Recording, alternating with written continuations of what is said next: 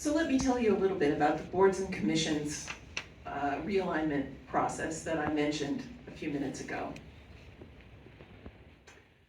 Several months ago, I think before the primary, the city of Asheville decided that, spearheaded by Gwen Whistler, a council member, and some city staff, that they wanted to completely revamp the structure of Asheville City boards and commissions, which are,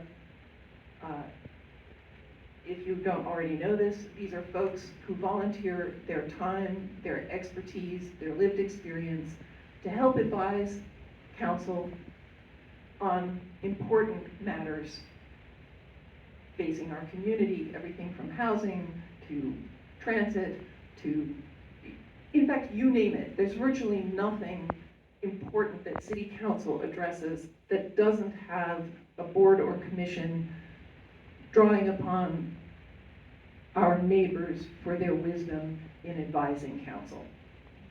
Well, the city staff came up with a plan in coordination with Councilmember Whistler to reduce the more than 24 boards and commissions down to 4. And those were 4 kind of amorphous blobs vaguely aligned with the Living Asheville plan. And those 4 blobs would have reported through a narrow bottleneck to council, essentially eliminating so many of the diverse voices that participate on boards and commissions. Well, there was very quickly a significant pushback against this proposed initiative. A bunch of folks who served for years on various boards and commissions came together and, in conjunction with city staff, started trying to figure out how to take this process back to the beginning.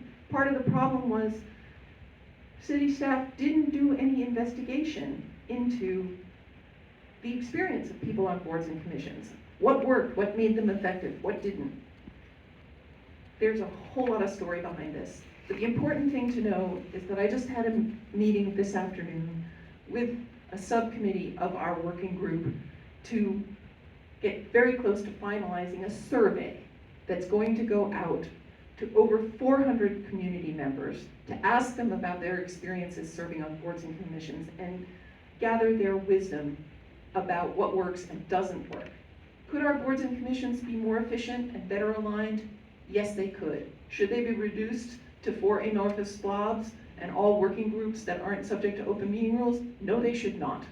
So look to us as members of the community to find a way to better serve our whole city and to give better advice to city council.